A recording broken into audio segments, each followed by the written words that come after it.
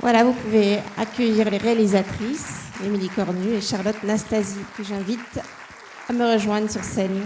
Venez, je vous en prie.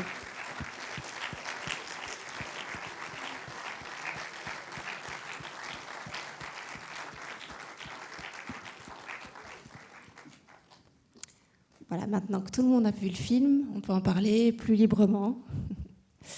Mais d'abord, félicitations à vous deux pour le film, pour vous avoir invité à rencontrer Mabry et puis aussi toute cette communauté qui habite autour de la prison.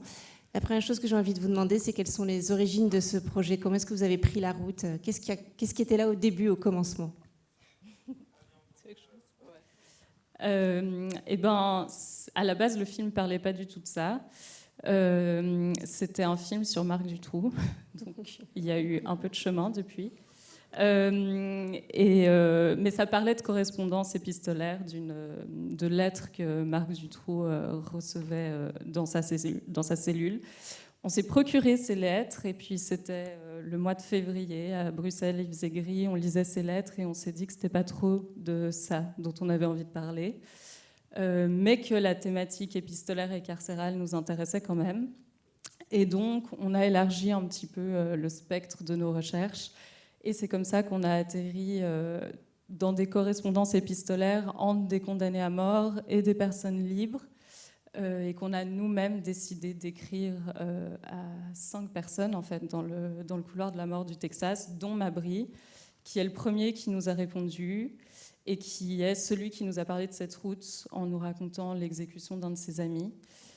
Et voilà, quand on a entendu parler de cette route, on s'est dit que ça allait être ça le cœur de ce qu'on avait envie d'explorer.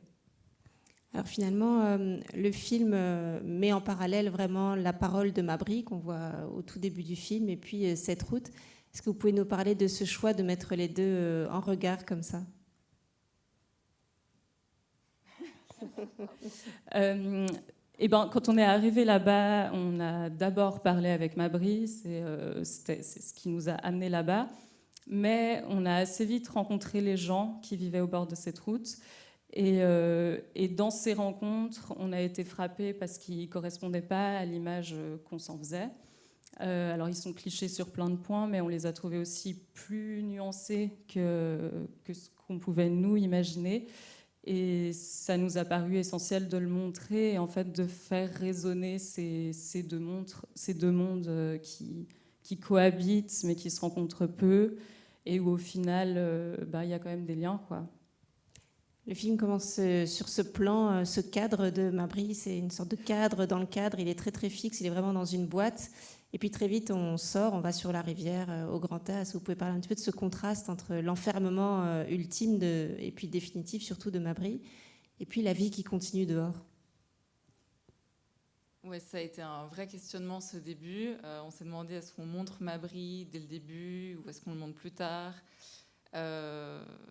Et en fait, on se disait qu'en le montrant et en l'entendant dès le début de cette façon-là, ça permettait vraiment de capter cette parole, qu'on soit un peu tous dans cette écoute et qu'on rentre dans son histoire directement pour après directement sortir très vite de cet enfermement et retourner dans la vie qui continue en fait à côté et ouais, qui est là, quoi. Parce qu'on commence avec lui et il nous regarde droit dans les yeux en fait, donc on est tout de suite confronté à sa réalité. À l'extérieur, c'est la vie, mais c'est aussi très vite la mort, avec la pêche, les poissons. Il y a cette première scène qui est à la fois très drôle et en même temps, c'est vraiment la mort qui est déjà présente partout.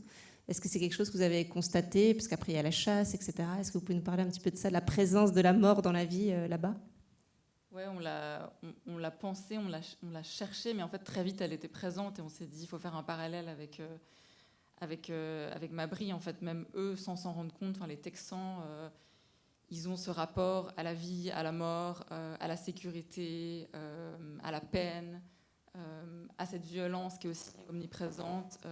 Donc même si eux ne font plus attention aux prisons, à la peine de mort, aux prisonniers qui sont juste à côté d'eux, finalement ce rapport à la violence est quand même très présent dans leur quotidien et dans leurs gestes au présent. Alors, je ne sais pas s'il y a des gens dans la salle qui ont envie de réagir, soit poser des questions ou alors peut-être juste intervenir et partager quelque chose. La première question, c'est toujours la plus compliquée. Mais après, on peut passer à la deuxième directement, si vous voulez. Je ne sais pas si quelqu'un me parlait. Sinon, moi, j'ai toujours d'autres questions. Pour vous, quand vous avez commencé cette correspondance avec les différents détenus, qu'est-ce qui vous a fait choisir Mabry, ou qu'est-ce qui vous a, chez lui, tout de suite interpellé ou séduit? Enfin, séduite, c'est peut-être pas le mot, mais en tout cas, qu'est-ce qui vous a fait poser des questions? Chez lui, il y avait une introspection qui était très présente.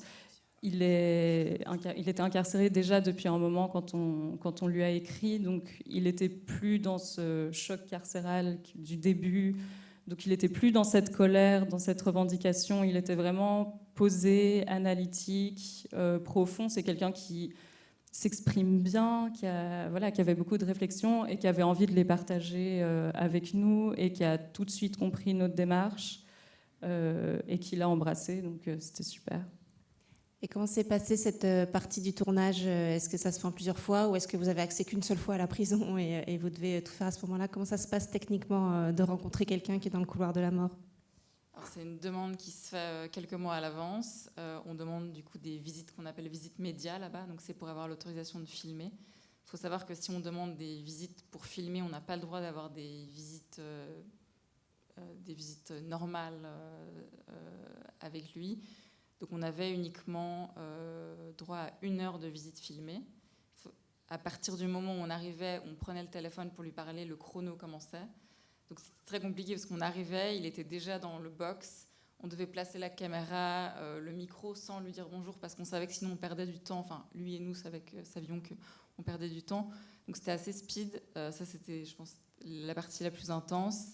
Donc on préparait très fort à l'avance ces interviews avec Mabry. On y allait 3 fois sur 5 ans, voire 4 fois.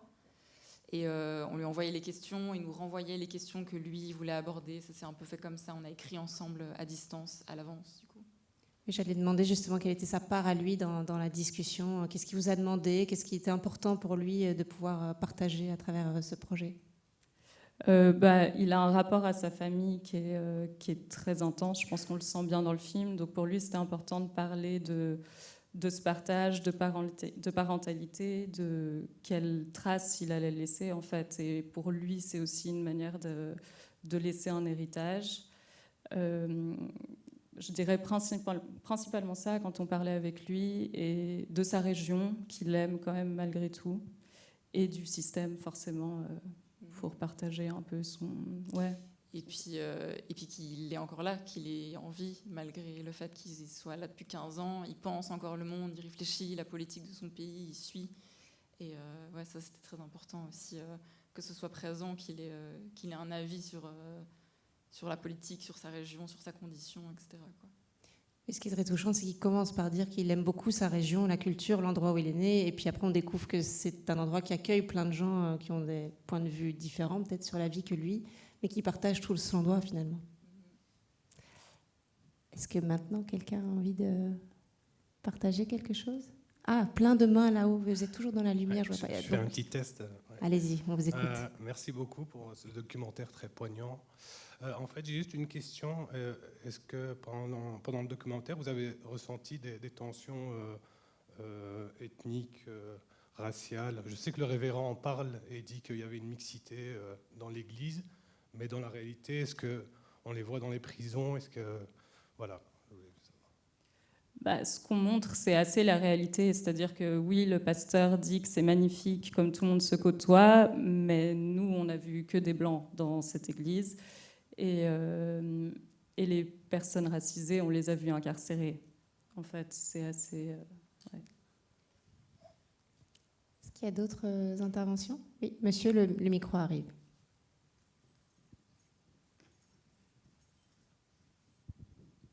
Merci beaucoup. La question que j'ai, est-ce que ce film, ce sera peut-être projeté dans les salles au Texas ou quelque part aux États-Unis? Parce que ce serait intéressant pour les gens qui ont participé de regarder tout ça. Alors on va en tout cas organiser une projection à Huntsville, dans la ville où le film a été tourné. Tous les protagonistes, tous les gens qui ont participé attendent cette projection. Après, au niveau d'une sortie américaine ou de festival américain, on attend des réponses. Pour l'instant, il n'y a pas de date fixée. On est aussi en train d'essayer de donner la possibilité à Mabry de voir le film, sachant que lui, en cellule, il n'a pas le droit à une télévision, à un ordinateur. Donc on est en train de retourner toute la prison pour avoir une possible autorisation pour qu'ils puissent voir le film. C'est en cours. Comment est-ce que vous avez été accueillis par les habitants de Huntsville? Comment est-ce que vous avez expliqué le projet? Est-ce qu'ils ont le sentiment qu'on pose un regard sur eux qu'ils ne comprennent pas ou qu'ils trouvent jugeant? Enfin voilà, comment ça se passe, le rapport avec la population? Mieux que ce qu'on avait pu imaginer. On a été quand même plutôt bien accueillis. Après, on a fait un gros travail pour s'insérer en fait dans cette communauté, donc les fréquenter beaucoup sans tourner tout de suite, aller pêcher avec eux, aller tirer avec eux et vraiment échanger avec eux pour si nous on n'arrivait pas dans une perspective jugeante et je pense qu'ils l'ont senti assez vite. Et il y a un lien de confiance qui s'est créé finalement assez naturellement et facilement. Donc on n'a pas eu tant de difficultés à les filmer et on s'est senti plutôt bien accueillis. Et dans l'échange aussi, ouvert à avoir notre point de vue. On n'était pas d'accord toujours, mais le dialogue était possible. Oui, c'est ça, on n'a jamais caché notre point de vue. On aura toujours dit qu'on était contre la peine de mort, que ça se passait pas comme ça chez nous, mais comme tu dis, c'est après de longs repérages que finalement ils ont accepté d'être filmés. Est-ce que quelqu'un d'autre veut intervenir?